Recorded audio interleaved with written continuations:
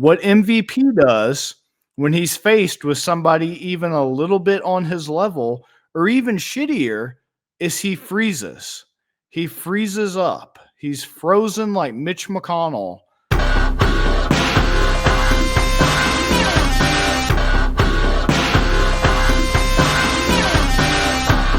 Welcome into Tapping Vegas. We got the bets that cash that make Vegas crash. If you need money in a flash, don't go to that other trash. Welcome in, everybody. Bobby, recap last week, man. Make it quick.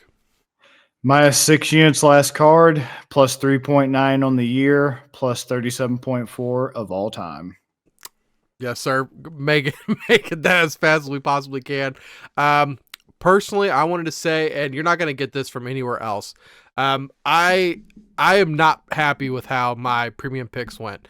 So if you guys read my article and you're a premium member over at bettergreen.com and you placed your bets from one of the picks that I gave you, I will personally, if you take a screenshot and send it to us at thebettergreenpod@gmail.com, I will personally refund you all the money that you guys bet. And I don't know what other podcaster out there is going to personally, out of their own pocket, say, you listen to me and I guided you wrong. And that's unacceptable to me. And I'm not going to let that slide. So if you guys are a premium member over at bettergreen.com and you guys got gypped like that, send me the pictures and I will refund you. That's where I want to put my mouth at. This was a bad week for us, but I have a good feeling about this week. Bobby, you ready to get into it, man? Let's get into it. Petr Yan versus Song Yadong. These guys, I think both of them are warriors, and for that reason, I'm going to make this very first card my Nuck If You Buck fight of the night.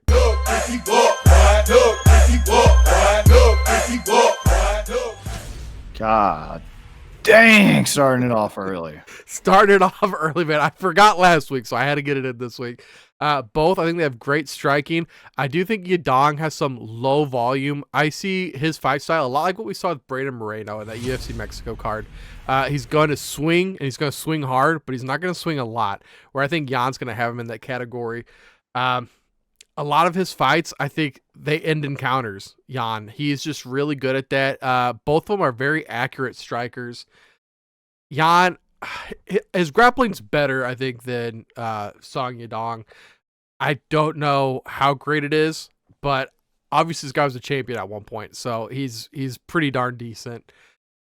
Keeps his hands up, so I don't think he's going to get any of those surprise knockouts. High action, good gas. Yadong, you're looking at him. He waits for windows. That kind of goes to the low volume also. Just instead of just throwing as often as he can, he just keeps looking for his spot, which can be good, but in a fight that could possibly go to decision like this one, man, I just think that you're going to have volume. And I think that's what Jan's going to have, even though Yadong is younger. And another really weird thing is with all my research, I've been looking at some of like the biggest names in the industry. Everybody's going with Song Yadong, but the line keeps moving in Petr Yan's favor. I don't know what's up with that. I think Petr Yan's the better fighter. I'm going to go with Petr Yan on the money line. Everything I was initially looking at and reading was Song Yadong, but when I watched the tape, I feel good about Yan. What do you think, Bobby? This one is very interesting in terms of the odds because, as you mentioned, the odds start off very even, very close, even as recently as yesterday, and have now evolved to the point where Yadong is a plus 105 and Jan's a minus 125, whereas yesterday I believe it was like minus 118 to minus 122 or something. Extremely close. Once again, though, I am like you and a little bit confused as to why it has continued to skew in Jan's favor, because that's kind of disappointing to me as a Yan fan. I'm not a dong guy. I'm heterosexual. Thank you very much. So not big on the dong, but Petr Yan, yeah, I get it. He's on a 3-fight skid right now. Had some terrible luck against the current champ, who's also fighting on this card, Sean O'Malley. Very contentious decision loss that he suffered to him, lost to Aljo, lost to Merab. But it's not like Yan has lost a step. For example, that loss to Merab, he defended, I think it was something outrageous, like 39 of the 50 takedown attempts. Yeah. You just don't get points for defending takedowns in MMA right now. So he lost the fight on the scorecards as a result. It doesn't matter how many takedowns you defend, it just matters how many takedowns the other guy lands. And we all know Merab's style, so I don't need to get into that. But yeah, this is an interesting fight. Don't get me wrong. I do think the Dongster is good. I do think he is, he has a place in that division. He's going to stick around probably top 10, top 15, kind of be a perennial guy in that area. But I just think this is kind of the perfect bounce back fight for Peter Yan. If he's able to defend takedowns like that from Merab, hands down the best grappler in that division currently. I don't think Yadong's going to have anything for him in the grappling department. Jan's the way better striker. He's made guys like Corey Sandhagen look foolish, easily cruised to a good win over him. Knocked out Jose Aldo before. Granted, that's Jose at the tail end of his career. Nonetheless, still impressive to stand and bang with Aldo and wear him down in a war of attrition like that and take some shots and survive. So I'm really liking Yan. I think this is a good bounce back fight. I'm just a little disappointed that the odds have been more skewed in his favor. So try to kind of take that sting away. Decision's not bad. That's pretty safe at a plus 140. He's not going to get a sub. It's tempting at plus 2,000, but this is not going to be a grappling heavy fest. It'll just be Yan stuff and takedowns. That'd probably be the extent of it. I do, however, this is a little bit bold, but I got to start, swinging for the fences to try to, give you listeners what you deserve out there, get you some paydays. I do like Yan KO TKO plus 500. And here's one reason why I'm kind of feeling a little froggy with that. When I was looking at the Dongster's record here, Song Yadong's, I did notice that there was somebody that had knocked him out in his career that kind of made me get that little LL Cool J going on. And for this one, I'm going to do the Birdman rubbing my hands. I like that one, this particular card, rubbing hands like Birdman. And that was that Corey Sandhagen had KO'd, TKO'd the Dongster before. And I just talked about Corey Sandhagen and how good of a striker he is. And Peter Yan even made him look a little bit ridiculous. So without getting into too much MMA math, I just really think Yan is the superior striker. As long as his mental side of things holds up and he's not letting that 3-fight skid kind of ruin him mentally, which I don't think he is. I think he's got a chip on his shoulder. He's definitely out to prove he still belongs. And especially with the outcome of the Bantamweight Championship being decided this weekend, we've seen divisions get blown wide open that we thought were solidified for years. We thought welterweight was solidified with Usman. We thought 185 was solidified with Adesanya. We thought 145 was solidified with Volkanovski. This is just what Yan needs to get back in the winner's circle, start another run to try to reclaim his Bantamweight championship. And I think especially at plus 500, with him being such a good cerebral technical striker with Muay Thai boxing, elbows, kicks, the whole 9 yards. And, even though it's a 3-round fight, I just think he's going to be too much for Song Yadong. And I really do like that plus 500 KO TKO for him. I love that, Bobby. I love that. There's a lot of dong slobbing going on right now around YouTube. So I'm glad that we're going against the grain a little bit.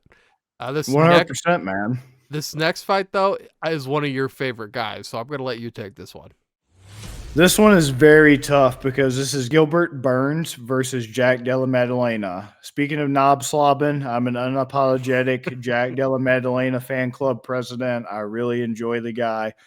I think right now him and Topuria have hands down in terms of, as pure boxing as it can get for MMA standards, him and Topuria have hands down the best boxing in the UFC.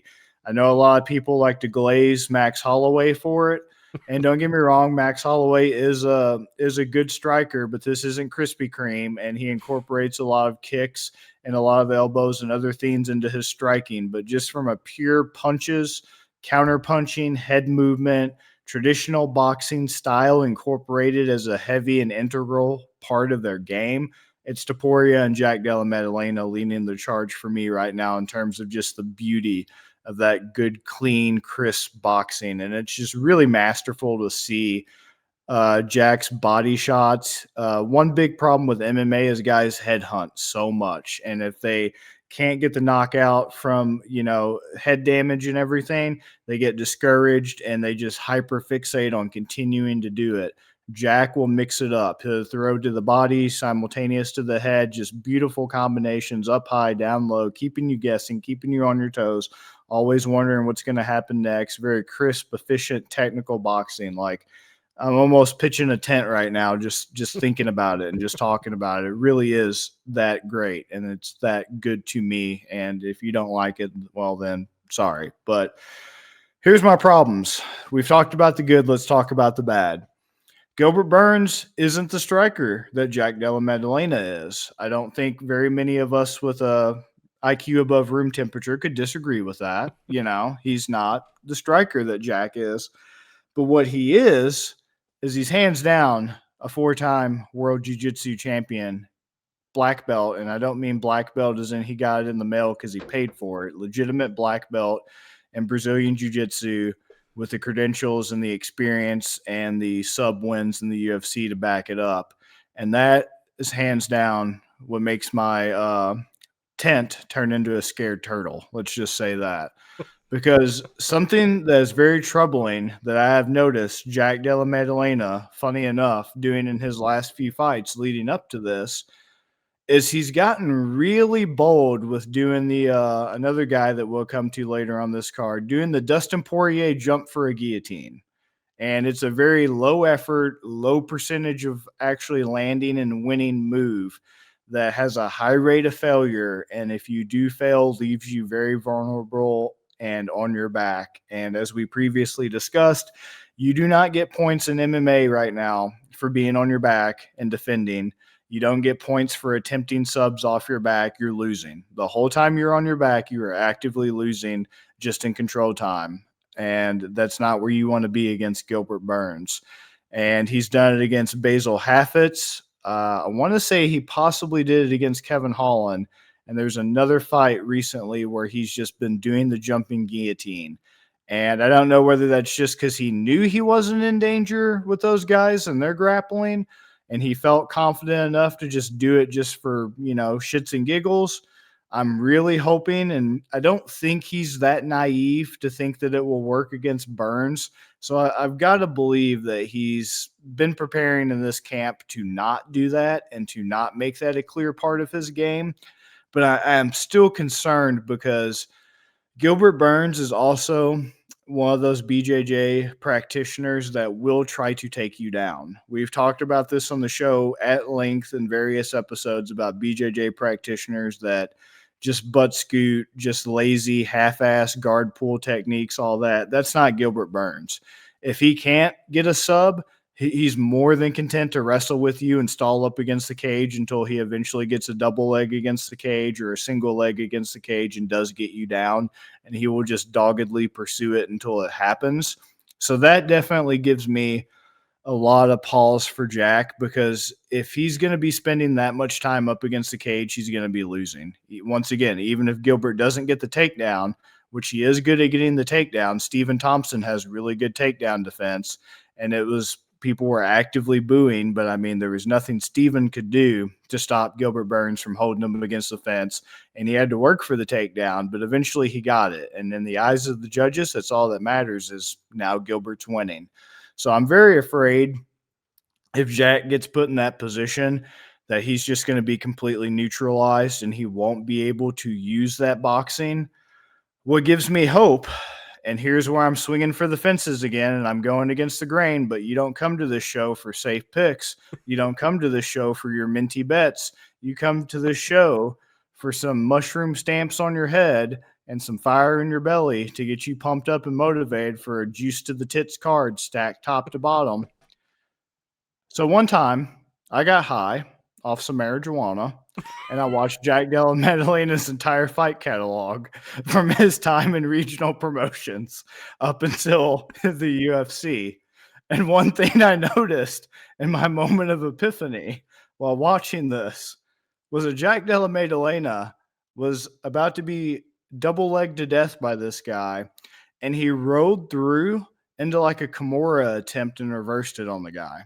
And I remember that just blew stoned me away. It blew sober me away as well, but it really exploded my mind when I was stoned. I think he's going to do that to Gilbert Burns, folks. I think he's going to sub Gilbert Burns.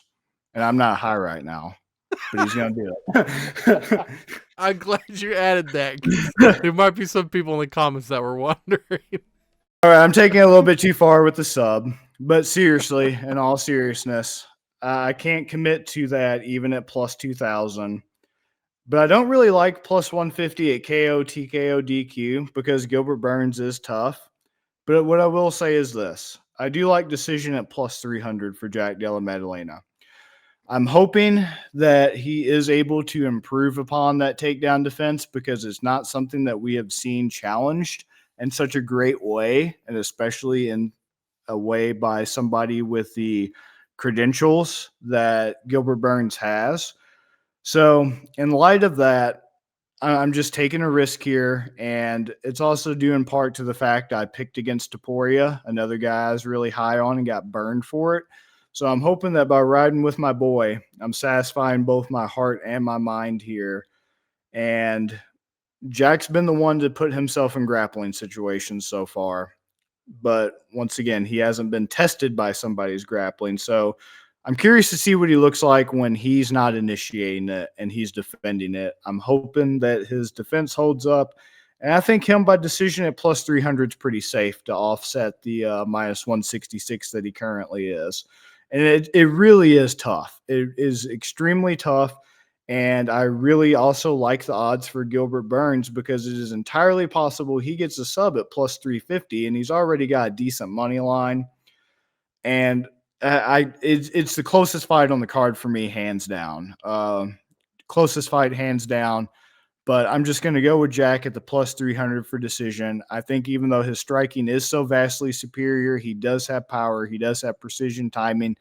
Gilbert's tough. Gilbert's tough. It's been a while since he's been finished. Usman managed to KO, TKO him. He's got a lot of power. But, yeah, I'm going with Jack on this. And once again, it could totally bite me in the ass, and I don't fault anybody. I can't make fun of anybody for going with Gilbert, especially with the juicy odds. But I'm just hoping my boy pulls it out. What are you thinking, Ben? I'm thinking your head and heart and your wallet is going to be happy with Jack Della Maddalena. Watching this, I took one big takeaway from watching his fights, and I'm really happy you hit on it too.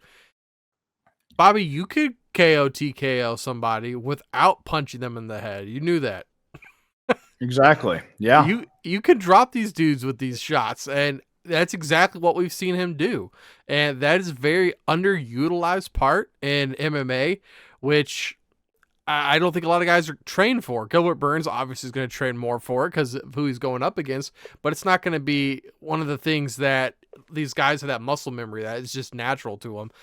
So in the camp, I think that Burns is going to be training for that. I think Maddalena, I think he's going to be training to not engage with any of the grappling. I think he's going to try his best. He does not want to do any grappling, taking it to the mat at all. He's going to want to keep this standing. Good forward pressure, and I thought that Burns actually he can get back to the cage fairly easy. So as long as Maddalena is going forward and making sure he's the hammer and Burns is the nail, I really like Maddalena. But like you said, Burns though, he's just tough as hell, man. He is so tough. So again, I'm after last week, I'm playing it pretty safe. I like the Maddalena money line, a little juiced up. Both of them have low hands, so I could also see either one of them getting knocked out. Gilbert Burns has a sub aspect. Don't think Jack gets the sub. I don't know. I could see it being a knockout either way, decision either way, or the Burns sub. I just don't think he gets to it. But I'll just roll with Jack Della Maddalena. Also 10 years younger. That's a huge gap. Yeah, and especially with the miles that Gilbert Burns has had, the damage. Another thing that could play a role in this is, in addition to Usman, Dan Hooker notoriously has knocked out Gilbert Burns before. Once again, that was a lighter weight class, and Gilbert Burns was definitely cutting way too much weight to make it down to 155. But nonetheless, Gilbert Burns is let's just say your chin doesn't get better with age. Your chin No. doesn't get better with age, and it doesn't get better the more fights you have. And if you've already been cracked before, each and every time you get cracked, you're more and more prone to getting cracked again. But nonetheless, I still like decision better at plus 300 for Jack Della Maddalena. I like it, man. I like it. Dan Hooker, man, my second favorite hooker out there. Moving on to this next fight, we got Kevin Holland versus Michael Page, MVP. This is a really interesting one. Kevin Holland, as a first, I haven't seen Kung Fu very often. People with Kung Fu listed as like their main fighting source. He's like a double black belt. I think Kevin Holland loves the sport. He loves the sport of MMA, which we don't always see, which you have to like it, obviously, to get into it in the beginning. But I think he still really has that passion for it. He's an elite striker, tons of experience against some like really high level competition. He's got all three aspects to his game. He can knock you out, he can sub you, he can win on decision. The biggest area where Kevin Holland struggles is against wrestlers, grapplers. And that's not who he's going against with Michael Page. Michael Page, awful defense, hasn't faced anyone. I think the biggest name dude is, I forget his name, but in the bare knuckle boxing, dude. Mike Perry, Yes. Platinum Satellite Perry, Yes, baby. him, yes, Yeah. in their bare knuckle fight. Dude, Which he lost, by the way, he did lose. He did lose to it. fucking Mike Perry. I saw one of his fights. This is in Bellator, which, I mean, the guys in Bellator, they're warriors too, but these aren't UFC guys for a reason. He popped him, opened him up. You saw him bleeding down the side. The dude stopped the fight. He pointed to his head to the ref, and the ref was like, "No, you're good. Keep going." And he wouldn't. The guy actually stopped the fight. The ref waved off. He's like, "Okay, if you're not going to fight, I'm going to stop it then." Like, that's the level of competition. They're facing guys that stop their own fights because they got opened up a little bit. There's been a couple fights for MVP where he hasn't even been hit. And that's just further credence that he hasn't faced anybody. He goes in there and he's able to just one punch dudes. And you might be saying, oh, well, that's like credit to his knockout power. Well, he's not getting touched. He's not getting touched. These guys aren't good. They're not good. He's just knocking out your local grocery baggers. He's ripe to be humbled to me. I mean, this dude, the way he celebrates in the cage and some of the shit he does, he's acting like he's on top of the world. I think he's about to come in and get humbled by Kevin Holland. And I think that's exactly what the UFC wants too. What do you think, Bobby? Yeah, people are definitely making this fight a lot more interesting than it, in my eyes, should be. And what I mean by that is you pretty much hit the nail on the head with a lot of this, and I'll add this, right? So we know that Michael Venom Page has basically been can crushing, right? That's what he's Yes. been doing. He's been can crushing for pretty much his entire career, right? Yes.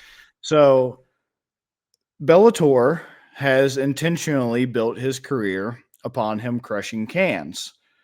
Evangelista Santos, Cyborg Santos, is a guy that he made a name off of by throwing a Pokeball at his corpse after he KO'd him with the flying knee.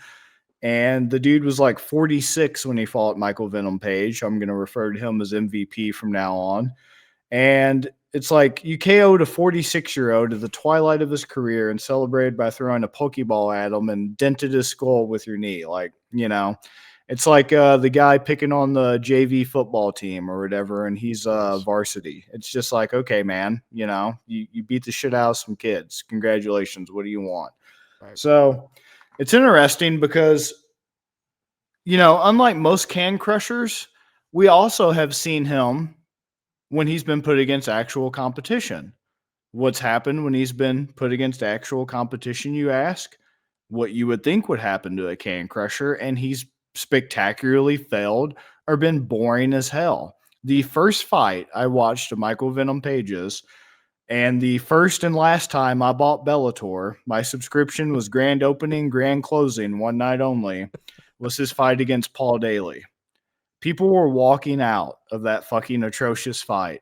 I fell asleep. I literally fell asleep after the third round, and woke up and the fight was completely over. The show was over. All the fucking lights were off. I was like transported to the year 1536. That's how long the nap was and how peaceful it was because there was no action in this damn fight. Because what MVP does when he's faced with somebody even a little bit on his level or even shittier is he freezes. He freezes up. He's frozen like Mitch McConnell when he goes up against anybody with even a little bit of a record. He can't get up. The man needs life alert. Paul Daly just stared at him and held him up against the cage. And that's another thing. He's very prone to like being, ragdolled and just taken advantage of by grapplers. It's the funniest thing when you start pressuring MVP up against the cage, trying to take him down. He will sell out by jumping like so high in the air, trying to do a flying knee like he's Masvidal, that it's just comical how bad the timing is. He's just not timing it at all. He's just jumping like a gazelle violently into the air if you get him even a little bit to the cage. He's so terrified of the takedown. And so it's kind of funny because this is a good first fight for him because it leaves people naive enough to think he has a chance. And it's the Right. perfect card because it's an O'Malley card. It's stacked from top to bottom, juice to the tits. It's the perfect card to put him on. And he's gonna draw in people. Don't get me wrong. As much as I don't like the guy, he does get eyes on. He is known in the community, and people do fall for the gimmick of him having highlight reels over his last opponent after he got KO'd by Douglas Lima. I shit you not, was a 3-1 librarian. The guy was a librarian with a 3-1 MMA record. I am not making it up. And what did he get? A highlight reel KO. And that's going to be his career in the UFC. He's going to go up against Kevin Holland. I think he's going to lose. And then I don't necessarily agree that the UFC is trying to embarrass him. I kind of think those days are kind of over unless it's somebody they really just don't like. Like I do believe they held a grudge against Ben Askren, and they did try to screw over Ben Askren as much as they could because of how he kind of honey-dicked him for so long and some other things he had with Dana. I don't think they're doing that with MVP. I really think they are trying to like MVP's old now. He's been around for a while, even though he hasn't taken damage because his fights have, not lasted that long. He's still at the twilight of his career, you got to imagine. Especially if he keeps going up against real competition and he continues to disappoint like he has against Lima, like he has against Paul Daly, like he has against Mike Perry. I mean, you're supposed to be the better striker and you lost. I get it's bare knuckle to Mike fucking Perry, not that long ago, a few years ago in bare knuckle. It's just a bit ridiculous. I think what they're going to do is they're going to just really milk him dry until the name recognition wears off. The highlight reels just aren't coming even against cans. People lose interest and they just can't get anything else from him right now because he doesn't have that much time left. He's 36 years old. He's going to be 37 this coming April. He's got maybe 3 years left, and that's if he's a genetic freak like Yoel Romero, which I don't think he is, and even Yoel's not looking good lately. So all that to say, it's kind of funny that he's going up against Holland because their styles in terms of striking are actually very similar. They both like that really wild high kick that they kind of like do like kind of like a tie jump into, and they really exaggerate with how tall they are, how high their leg goes up to try to like cover distance and get into striking range. They just do stuff like that, like the kung fu flashy kicks, the taekwondo kicks, karate kicks, that type of thing. Very similar striking styles. I do think MVP has the edge there, but I'm taking this fight in a different direction than how a lot of people are seeing it. And I'm saying what's going to be the X factor is the grappling. And I don't think that's necessarily going to be because Kevin Holland's going to be out there with a singlet on, shooting double singles, running the pipe, trying to do trips and shit. I just think he's going to put MVP in some situations where, since MVP once again sells out so hard to desperately avoid being wrestled and, flying knees from a mile away telegraphed, I just feel like Kevin Holland's going to catch him in something, like how he caught Chiesa, right? He didn't even get Chiesa, I believe, when he got that sub win over Chiesa because he was chasing doubles and singles and other takedowns. I think he just managed to pressure him against the fence and he got him in a clinch situation, took advantage of it, and choked him out. I think he's going to do something very similar to MVP. MVP is going to try that stupid flying knee. It's obviously not going to work. Holland's going to muscle up against the cage. I think he's going to have an advantage there from his strength and his technique. And I honestly like him at sub at plus 550 because money line for Holland's minus 135, Page is plus 114. Yeah, Holland by sub plus 550. Hell, I don't even hate KO TKO at plus 450 for Holland because he's got the skills to do both.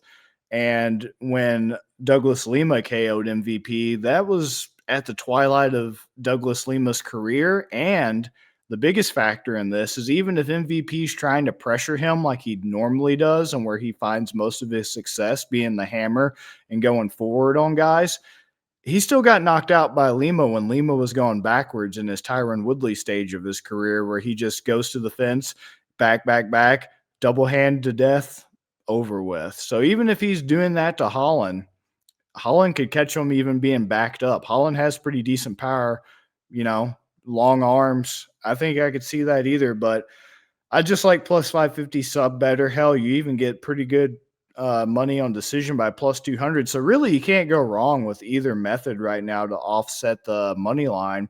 But me personally, I just like sub at plus 550 because it's the best value. And it is just such a glaring weakness of MVP that I think Kevin Holland's going to want to exploit it. And even if he does get MVP hurt with the striking, he might choose to finish by sub on purpose to either A, make a statement, or B, just because he feels like he has a better shot of finishing it by sub as opposed to like giving MVP time to recover from a knockdown or something like that. What do you think? Would you split the middle between the KO sub double method at plus 240? Oh, hell yeah. Hell yeah. Okay. Why not? That's like practically free damn money at that point. It's kind of funny, and I'm glad you said this too. Kevin Holland for Vegas almost seems like the perfect matchup here because Michael Page is like the big name, and Holland, you and me have talked plenty of shit on Kevin Holland. It's not like we're the biggest Kevin Holland fans. We're just saying No, not at all. In this matchup, like Michael Page seems like he's clearly at a disadvantage where these odds, I mean, I would feel like the St. Denis Poirier fight, I feel like that's closer to what the odds should be. So I'm a little bit surprised by that. Looking at the money line, I had Pickett pulled up here. $42,000 in so far. 54% of the bets on Holland. So pretty close split, but 62% of the money. So we're seeing quite a bit of sharp money coming on Holland. I just think that's just people that just know better. So I think that we're on the right track here. 100%. And don't get me wrong, I do like Holland as a fighter and his personality. He's one of those rare examples of a fighter I like both the personality and their style. But yeah, I'm going to call it how I see it, and I'm not going to blow smoke up, y'all's asses and lie and everything and say that he's going to win this if I didn't think that he had a shot. He does have a shot. And once again, I'm being honest when I admit I do not care for MVP. Can I acknowledge that he is talented? Of course he's talented. He's in the premier combat sports organization in the world. And even though you can get in, he's managed to stick around for a long time in the second best organization, which is Bellator. You don't make a career as long as his without having something to offer your employer. Let's just say that. So he is a good fighter. It's just we've seen this before. Kevin Holland's not the best fighter. He's pretty much what he's always going to be right now. This is pretty much his role, unfortunately. I don't think he's going to be champ material, perennial top 10, 15 guy. But we've seen MVP time and time again when he's faced even a little bit of adversity and even a little bit of somebody who knows what they're doing. And for the last thing on this fight, if you want more information, there's nobody better for MVP than Jack Slack. He just put out on his podcast the whole MVP can crushing career breakdown. So that's another great source. Awesome. Shout out, Bobby. Real quick, going back to the Madalena fight. I forgot to mention this earlier. $66,000 in on it so far. 66% of bets and 76% of money. So we're seeing 10% of sharp money coming in on Madalena, which once again leads credence to our picks. Let's go, Bobby. Yes, 100%, man. All right, man. Go ahead, take this next fight. I feel like I'm gonna have my soul crushed. All right, so this next fight is Dustin Poirier versus Benoit Saint Denis. And this is another very close fight. Once again, this card's stacked top to bottom with very good fights, banger after banger after banger. So we need to show the UFC that we actually support these quality cards because, you know, the dog doo-doo we've been getting the past few weeks. This is a breath of fresh air to see a card this impressive. So, yeah, Poirier Saint Denis, right? So rubbing my hands like Birdman, baby. Rubbing my hands like Birdman, licking my lips like LL. Y'all gonna learn today. That's all I'm saying. Y'all gonna learn. You're gonna learn today. People are counting Dustin Poirier out. I get it. Justin Gaethje. I'm gonna go off on. You're gonna learn today, all right? So I'm tired of seeing these memes about Dustin Poirier, and it's not even because I like Dustin Poirier. If you know me on a personal level, I actually really don't like Dustin Poirier. I don't like him as a person. I think his whole charitable act bullshit is really fake. It comes across as I don't know, just it's really suspicious. It strikes me as like the guy who really goes out of his way to tell you that he's a good guy, but like, you know, probably people on the weekends and shit like that, has a few bodies in the basement. Not saying Dustin Poirier is that guy, obviously, before you go off on me. Just saying, same type of vibes. Dude's all about charity, but he kind of weirds me out a little bit with how into charity he is. Like, look at me, I'm a great guy. Here's what I'm getting at with all this. It's going to tie in. Bear with me. So people are saying since he lost to Justin Gaethje, there's now this whole little MMA curse shit going around that, you know, guys that face Gaethje that get finished are never the same. Cowboy Cerrone's the other example. Cowboy fought him, got his ass kicked. He went 0-5. James Vick fought him, got his ass kicked, got knocked out cold, 0-5. Tony Ferguson was, you know, Justin Gaethje was the guy that started Tony's losing streak, and I think he's like 0-7 right now. People are pointing to that. People are pointing to the fact Dustin Poirier went back to his shaved head that he had in the beginning of the UFC career. He's no longer salon quality Poirier. That's the second strike. You know, he shaved the head. That's fucking bad luck. Like, I'm seeing some crazy shit out there. I'm seeing some wild shit. It's not McGregor texting Coach Kavanaugh videos of, you know, animals fighting on Animal Planet shit and Joe Rogan blowing the dude on TV damn near, hyping him up. But it's getting pretty out there and pretty weird. And I get it. I really do, because he's looked rough lately, for lack of a better word. And like I said, that was a pretty brutal knockout. But here's the thing. We can say time and time again, oh, this guy's declining. This girl's declining. The end is near. Their career's over. We can say it and say it and say it. I've said it myself personally about Max Holloway. I thought it was over after the Volkanovski losses. It hasn't been. He's still like the second, third best guy in that division right now by a country mile. And it's been 2-3 years now since the last Volkanovski loss. Who else? I said it was over for Justin Gaethje himself after, I think, the loss to Dustin Poirier. It was either the first loss to Dustin Poirier or the loss to Eddie Alvarez. He had like a 3-fight skid. I thought it was over for him. You can think it's over until it's not. And I think this fight is going to be a y'all must have forgot for Dustin Poirier. I really do. Don't get me wrong. I like Benoit Saint Denis. I think he does have a place in this division. I think he is impressive. And he is going to be a guy that definitely, in his very young UFC career, could find himself in line for a title shot at some point at an impressive 13-1 right now. But I don't think his time is right now, because I'm not impressed that you KO'd Matt Frivola. I'm not impressed that you TKO'd Thiago Moises. Ismael Bonfim was good. I don't even know who Gabriel Miranda is. Not really too familiar with Nicholas Stolze, and he lost Lizu Zaleski dos Santos. That's his whole UFC career right there. Once again, very impressed that he's on this 5-fight finishing streak and that he's made it to only the second round so far. I'm very impressed. But Dustin Poirier is a veteran. Dustin Poirier, you know, here's where the miles and experience can either help or they can hurt. I think in this case, it helps. He's only lost to the elite of the division. Poirier has only lost to Conor McGregor in their first fight. Conor McGregor's a meme now, but he was at the time the elite guy in the division. When he faced Korean Zombie and lost to Korean Zombie was at his peak. When he lost to Habib was the champ. Habib was at his peak. Justin Gaethje has had a career resurgence, and it was just a really well placed, well timed head kick he didn't see coming. I don't think it's because he's washed. I just think it was a great fucking head kick, and it's that simple. You'll get knocked out by the shots you never see coming, and I think that Dustin Poirier has the striking edge. He doesn't have to use his grappling often, but I think he has the grappling edge. He is a grappler who's able to hold his own for damn sure and does have good takedown defense and does have good pressure. And I just think he has all the skills and all the attributes to kind of give Benoit his first wake up call. You know, this is going to be shit or get off the pot for Benoit. This is like his MVP moment.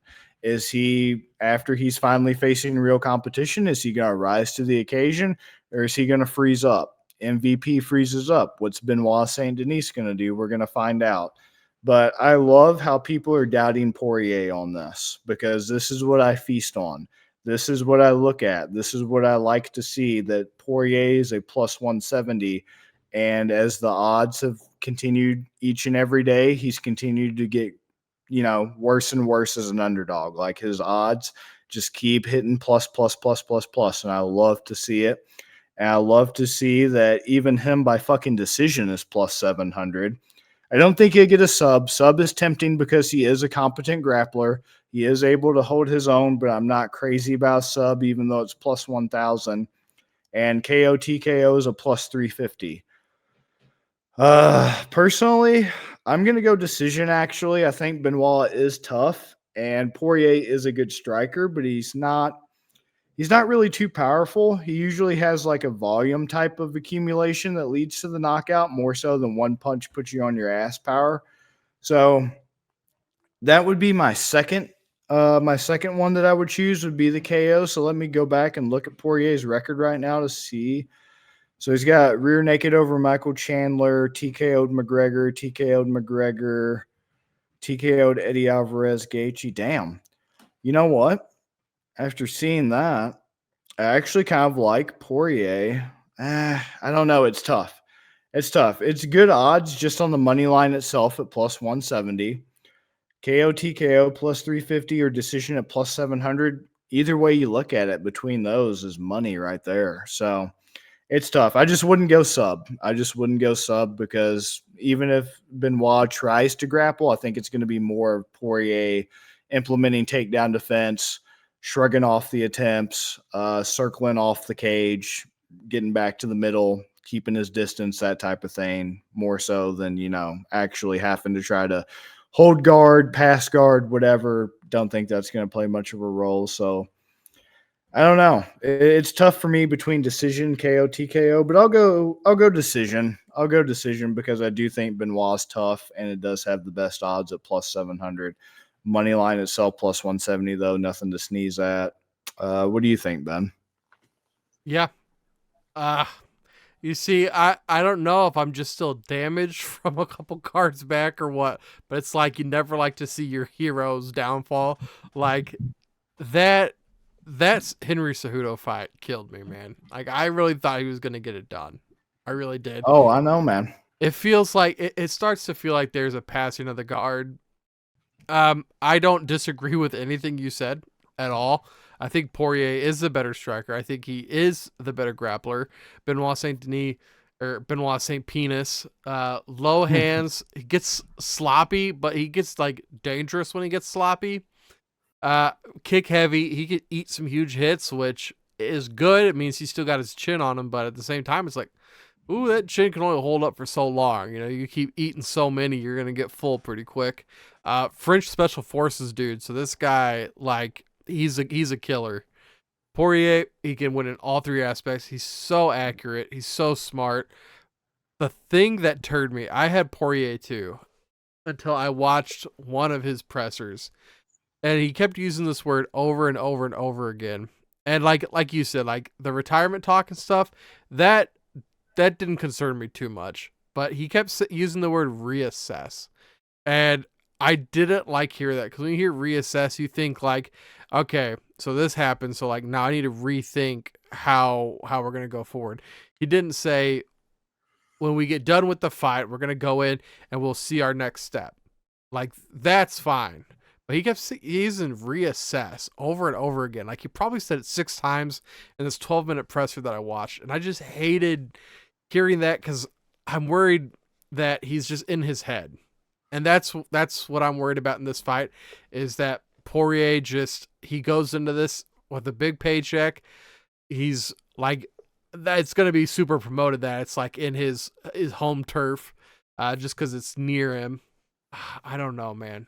I'm gonna go with Benoit Saint Denis. I'll take the. I think I'm gonna do.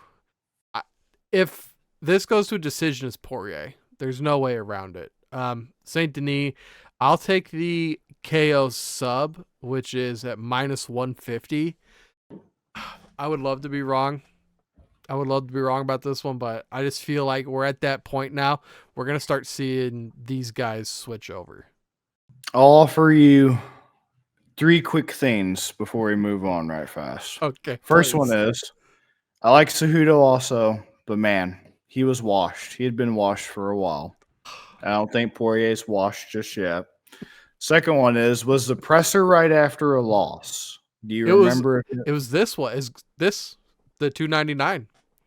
so it wasn't after the Gaethje loss. No. This was like 299 presser. Yeah, this is going in. Because I was gonna say, if it was right after a loss, he's always really emo after a loss. Dude always acts like Edgar Allan Poe after a fucking loss. Like, dude can't handle it. Yeah. And then the third thing was, fuck, I forgot the third thing. But hey, point is, I can't convince you. That's fine. But I don't know. I just think that, yes, there will be a changing of the guard soon. But Yeah. I just don't think it's right now. And I don't think it's Benoit at the moment. There's only one Benoit, RIP Chris. Fuck, we'll probably get banned for that. Man, but watching the tape though, I still Dustin Poirier just still looks better. Like I'm not super impressed with this Benoit guy.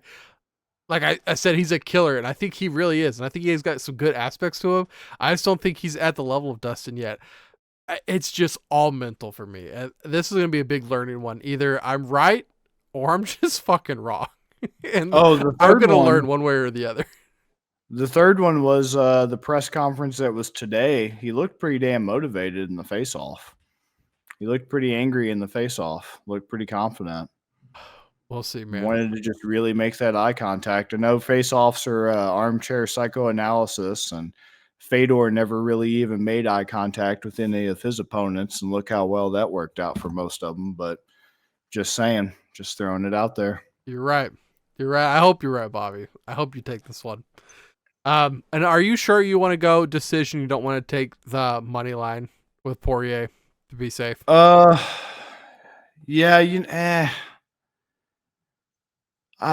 shit. Because you're getting almost 2 units if you're right. Yeah. You know what? Let's just go money line. Okay. I do still think it'll be a decision, but let's just commit to money line. Okay. I just think it'll probably be even a little bit of a war, but yeah, let's just go money line. Okay. Hey, don't if you're really feeling decision, you can take it, or you can use it down the road for the haymaker. I'm just trying to save myself after last week and everything. I don't want to disappoint. And plus, I'm already not taking the safe bet by choosing Poirier point blank period because I'm not, those other little candy asses out there. So I'm already being contentious. I don't want to push the envelope too much. I want to try to keep us profitable, keep the people out there listening profitable. I can't go off the deep end too much. I'll always reel you back in, Bobby. I appreciate it, man, because sometimes I need it. Sometimes I'm just like violently swinging at air, windmill punching. Hold me back, bro. Hold me back.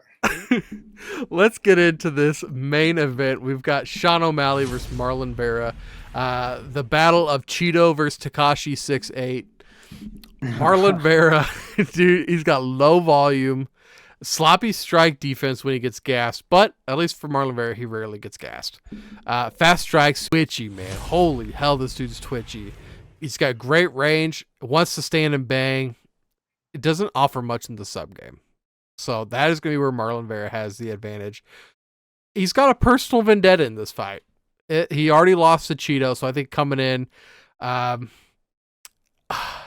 don't. He got deadly counters too. I think with this vendetta, I think that O'Malley does get it done. This comes from someone that is not a very big O'Malley fan. I kind of feel like Merab might take it from him here in this next fight. I don't think Cheeto can take it from him. Cheeto's just he's older. I don't think he's got that juice to get it from Sean. And Sean also is just he's just the master of kind of like Merab, just pointing you to death. Just winning the rounds and then getting out of there with a decision. He could get a knockout of Cheeto. Let's see what that double method is. And I'll get you guys some money splits here on this one too. A lot of money coming in on O'Malley. He's got 83% of the bets, 91% of the money. Holy hell. I don't see the belt switching from O'Malley to Vera to Merab like within the like these two fights. Winning method, if you want to take Sean O'Malley knockout decision. Oh, yuck. It's minus 270 money line. The knockout decision is minus 250. It only knocks off 20. Holy hell. Yeah, it's pretty disgusting. That is disgusting. At plus 1800. So you basically have to take Sean O'Malley by decision or by knockout. God, even decision. Did you see that decision's at plus 100? Knockout I know, man. at plus 240. Can Cheeto make it? Can Cheeto make it 25 minutes? No. Yeah, I'm gonna say no too, because the one big thing, I just think Sean doesn't like Cheeto. Like, I really think that like he doesn't like this dude, and he's gonna be looking to put him down. So let's go the KO plus 240. Is that where you are too? Yeah, I actually really like this fight. It's kind of interesting for me because I was a guy who started off when he first came into the UFC. Damn, did I hate Sean O'Malley? Yes. God, he was actually honestly one of my top 5 most hated fighters. And just because, once again, of the career, I just get tired of the guys in the mode of MVP, of Greg Hardy, of Sean O'Malley in the beginning, who just get fed these cans for the highlight reel. But it seemed like when they face real competition, they folded. They folded like Superman on laundry day. That's how MVP did. That's how Sean O'Malley did 4 years ago when he first fought Cheeto. His first real test, he folded like Superman. Greg Hardy, when he first started fighting real fighters and not guys cut from the UFC, brought back on a one-fight deal just to feed them and then cut again. That's how he folded. So I really didn't like him. And I still don't approve of his personal lifestyle choices. I'm not going to get into that because Ian Gary does enough of that bullshit to keep us all entertained. So just fast forwarding through all that, keeping us on topic and moving along. I do really approve of his fighting choices, though. And he really impressed me because for all of his gimmicks and all of the crazy antics and things that he does, for example, when he showed up to the press conference today, literally looking like some damn Christmas tinsel, shirtless with like a green Christmas tinsel jacket, like floor length on, and some crazy ass sunglasses and white polyester bell bottoms. For all the crazy shenanigans, the pink Lambos, the ostentatious bullshit that he does, it clearly works, number one, because even casuals know who Sean O'Malley is. Right. And he really is a big selling point of this card, to the point where guys who have no interest in the UFC are talking about this card and talking about his fight and every other fight on the main card in the gym and shit that I'm working out at last night. So he brings in the audience with this flashiness. Like, his style itself, as you mentioned, is flashy. He does get knockouts with it. and they are highlight reel knockouts. And granted, once again, before I get to fanboy over them, because I'm not a fanboy, I do like and respect him more than I did. But once again, let's be honest and real, they are mostly against like Chris Motino, the guy who worked in the paint factory a day before he fought him. Like, but it's cool. It's cool to see, and he did still do it against Aljo. He did still do the same thing against Aljo when the time came to show and prove against a real top tier talent and champion caliber fighter who was on a hell of a streak and just tearing up the division like Aljo. He made him look foolish and made him pay for it, made him look silly, and that's hard to do. And another thing that I really liked about him was I watched a video last night while I was working out where he was being interviewed, where he was talking about he purchased this like Sprinter van so he could be like chauffeured around so that he could use the time he's no longer spending going to and from the gym to work on like visualization, breathing, stretching, using the massage gun, like shit like that. And that sounds a bit hokey and that sounds a bit woo woo, but it's really impressive. And I have a lot of respect for a guy who on the outside seems very immature and flashy and careless and like arrogant, but he's clearly taken this shit very serious to the point where he's 20 minutes, he said, to the gym, 20 minutes back from the gym, but he takes it so serious. He wants those 40 minutes not to be spent driving. He wants that to be spent on some type of prep, whether that's stretching, using the massage gun, rolling out, breath work, meditation, whatever he feels like he needs to get in that camp mode and that fight mode, he's using that. And so that's very impressive to me. And I have a lot of respect for that. He takes this very serious. You hit on a really good point when you say that this is personal. I heard him say today that he legitimately thinks it is personal. He flat out said, "This is personal, and I legitimately want to hurt Cheeto." And I never really heard him say that about other opponents before. Oh. And that can be a good thing, and that can be a bad thing. That can be a good thing because he is taking it serious and he does have a chip on his shoulder and he does want to go out there and prove to people that, as he says, it was lucky and it was a fluke that Cheeto got that win over him. But it could also be a bad thing. It could also be a bad thing because you're not supposed to. Some people say, and I don't necessarily agree with this myself personally, but a lot of people believe that you shouldn't let your opponent be that much in your head. Even if it's motivational, it's still a bad sign that they're that in your head and you're that obsessed with them. I don't agree, but I know a lot of people see it the opposite. Me personally, I think it is good motivation, and I think it is good to see that you want that back, that you do care that much to get that back, and that you want to rectify that. I don't think it's going to be a negative. I don't think it's going to be something that like holds him back. It's just kind of like Conor McGregor said, like, this is just business. You know, I talk a lot of shit. I say a lot of things, but at the end of the day, it's just to promote the fight. It's just business. It's just at the end, we shake hands, we move on. I think that's how Sean O'Malley is. I don't think he's going to let it carry him away. And I don't think it's going to let him get angry. I think he's keeping his cool and he's calm and he's collected. It's just an extra little motivation. But it is tough because Cheeto does have that first round knockout over him. And I know he likes to say, and part of it's trolling, I do believe, but part of it's also like, dude, you really were asleep. I know you're saying you never completely went out. He took an elbow that put him out. He was out at one point completely. And it's always tough because it came from a calf kick setup. And anytime you're in a rematch like this where you got finished, even though it was 4 years ago, you're the one that has to make the changes. The other guy just has to do the same game plan. He already recognized that. He already capitalized over that. It's on you. Everything's now on you to do something different and to try to get him to react to something different. That always puts more stress. That always puts more pressure on the person who's trying to get their get back. But yeah, I think O'Malley gets it done, and I do think he gets it done by KO, TKO. I really do, especially to offset the disgustingness of the money line. I don't think he goes to decision because it's a 5-round fight for 25 minutes. I just think these guys are both going to have bad intentions. I think they're both have something to prove. They're both going to want to finish. They're both using this as a real fire in their bellies. Even though Cheeto does have the first win, he still, you can clearly tell, does not like Sean as a fighter, does not like him as a person, still holds a grudge, even though he has the W right now, and he definitely wants that belt to be the first Ecuadorian champ. But I just think Sean's going to be too much. He's way taller. He has better reach. He has better angles. Jack Slack, once again, shout out, did a perfect video about the open side counter that Sean O'Malley likes to use.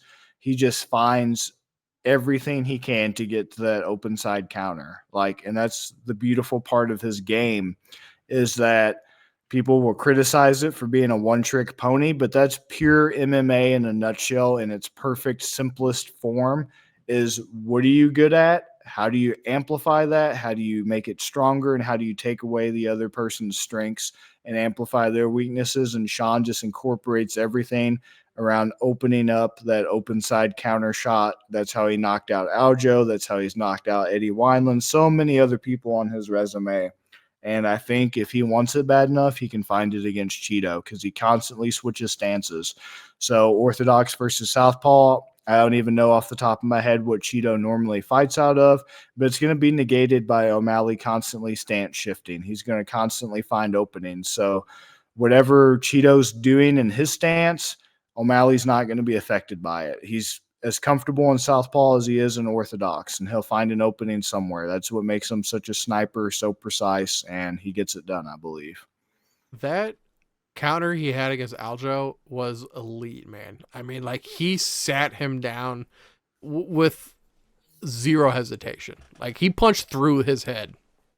He's really good at making, because it's a common sense thing in MMA. That's one of the first things you're taught, day one in striking classes, right? It's the first thing I remember is don't lead with your face, right? Don't just lead with your head. Don't lead with your face into striking exchanges. That's the number one no. Mm-hmm. And that's what Aljo did. Aljo knows that you're not supposed to lead face first into striking exchanges with the taller, rangier sniper striker that he was going up against. Of course, he fucking knows he's not supposed to do that. You have but to. Sean is right. You have Sean to that range. Sean is just so good at forcing you to. He forces you to come to him and to do it, even though you know you shouldn't. And it's just served up on a silver platter. Absolutely. Talking about Haymaker, I'm really interested. What do you have for me this week? This is tough. I normally would like maybe even the Sean KO TKO, because I am pleasantly surprised at how it's a plus 240, but it's just not really going to take the edge off that gnarly minus 270 money line like I want it to. So let me look back over this right quick, because there's some good stuff on here, like the Jan KO TKO at plus 500, or the DQ, wink wink, because we all know Peter Jan's been DQ'd before. So it's in there with the KO TKO, so that's not bad. Hey, we're lacking some Ruskies in this card. That is my one complaint. I know. Not enough He's the only Slavs. one that I can think of on the main card, at least. Yeah. KO TKO for Jack plus 150, decision plus 300. Those aren't bad, but those aren't really getting me, getting my goat. Exactly. Which one did we do the double on? I think that was Holland and Page. I'm getting it pulled up right now. Okay. Which two were you thinking? For Holland, I like KO TKO DQ or sub. That's plus 240. Okay, if you double up on those, plus 240. And then the other one, it's between that and the Poirier, because I said decision for Poirier. Yeah. No, I just went with money line, didn't I? You went with money line, yeah. But you were thinking decision. Right. Which was how much? Decision was plus 700. Oof. Man. You know what? I'm going to go with Holland, though, by KO TKO DQ in the sub at the plus 240, doubling up on that. Okay. Because I don't think it's going to be a decision, even though it's 15 minutes, 3 rounds. Ah, fuck. But as I said, as the words come out of my mouth, I think about how boring MVP can make a fight. And I get PTSD Vietnam flashbacks to the fucking Paul Daly fight. and how that was just billed as just such a fireworks. He's finally going up against real talent. Like he could get his ass kicked, ground and pounded by Daly or sub by Daly, and it was just an absolute snooze fest. But I don't think Kevin Holland will let it be a snooze fest. It's just not in Kevin Holland's nature. Kevin Holland does not have boring fights. For all of his faults and all of his flaws, he does not put on boring fights. Like I've watched a lot of live Kevin Holland fights, and I've never once said, "Damn, that was a terrible fight," or I literally fell asleep or whatever. So even if MVP himself tries to make it boring, because he's the one I'm worried about, I don't think Kevin will let him, and I think that's going to be my haymaker, is that double method on KO TKO sub for him. I like that, especially because like when we were looking at last week the Nurmagomedov fight, the one thing that can like ruin it and make it go to decision if the guy that you think can win is a really good grappler, because at that point they know they can win just by controlling the fight, and then they can just pound on the guy while they're on top. I don't think Holland's that type of guy. I really don't think he's going to be the type of guy that's going to wrestle like that and get you down and then just kind of hit you and keep you there and get as much ride time as possible. So No, not at all. In this fight, I mean, I like it, dude. Yeah, I think MVP will try to make it boring, but he's not going to be able to make it boring by grappling either. He's just Right. going to make it boring by, swinging for the fences. If he even sniffs a takedown, if he even thinks a takedown's coming, he'll freak out, but he's not going to be shooting himself. And if he does, that's only playing into the sub, because he's going to definitely get wrapped up in something if suddenly he finds himself like McGregor thinking he's a wrestler starting to shoot on Kevin Holland. That's an easy Darce. That's an easy guillotine. That's an easy you name it for Kevin Holland, and it's a wrap. So Agreed, man. Agreed. You got anything else before we get out of here? no, I think that's it. It's going to be a stat card. I'm really excited. I'll hopefully get to watch it live on pay-per-view. And yeah, thanks to everybody for sticking by, sticking with us, tuning into the show. Really appreciate it. Like I said, it sucks when we can't give you those home run hitters, but I mean, it is what it is. MMA is not easy. And for us to just even get most of like who's going to win those predictions down correctly, that in and of itself is a huge accomplishment. And for us to hit as much as we do on the money line is huge in and of itself, because MMA, it's difficult. Yeah, there's two people that are fighting, so only one can win, but there's so many different ways. And you pretty much hit on it with the whole like Umar fight. And if they're a grappler, they can just decide to ride it out. We've been so close on so many situations So like freaking that. close. Like Molly McCann, instead of, Yep. I think we said it was a sub, she ended up getting the TKO, but it could have obviously went either way. Same with Umar. He just danced around the sub the whole time, so he went to decision. There's just been so many examples, but the proof's in the pudding. It still speaks for itself, and we just thank everybody for sticking by out there. It's huge of Ben to do that for anybody that sends in proof of how much they lost. Who else is doing that? Nobody. Who else is keeping track of the records? Who else is being this honest and this transparent? Because we know it's your money. You don't play with people's money. We take it very serious. We try to give you the bets that we actually put our own money on. We're out there with you. We're just like you out here trying to catch a living, trying to make a little money on something we love doing. So thank you for sticking by us. Absolutely, man. Absolutely. And hey, if you watched last week any of the short videos or the entire length video and you came back this week, thank you guys. We really appreciate it. If you haven't subscribed yet, consider doing so. Follow us on all of our social medias. We're posting little shorts. I came out with a UFC meme video, I think a week back or something like that. So please make sure you guys are following us on all of those. Head over to bettergreen.com. I have an article with probably about another 2 more plays for you guys from this UFC card. So consider becoming a premium member over there. It's $1, $5, $10 tiers. And if you haven't yet, track your bets over on Sharps. It's like a social media platform for sports bettors. It's really neat. We post our picks over there so you can see what our personal money's on. And guys, check out our other shows. We got Getting Technical, Dropping Dimes, and the 5-Minute Wager. So we got college basketball, which is just wrapping up. Get ready for March Madness. We got NBA and we got hockey. So if you guys are fans of those sports, please make sure you guys check out those videos. Otherwise, Tapping Vegas is going to be back again next week to give you guys more picks and predictions. Bobby, thanks for joining me. Everybody, thank you for watching. Peace, guys. Peace.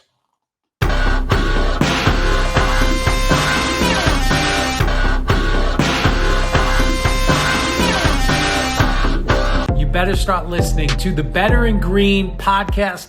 You will not regret it. Trust me, trust me, trust me. And hey, I'm Dean Blandino. Welcome, welcome, welcome to Better in Green, eh? To Better in Green, eh? To Better in Green, eh? Listen in and cash out. That's what it's all about. Come on, let's make cash now. We always on spot and we cover all spot from the bottom to the top. Hey, shout out to Ethan, shout out to Wyatt, shout out to Ben. Welcome, welcome to our podcast. Better in Green.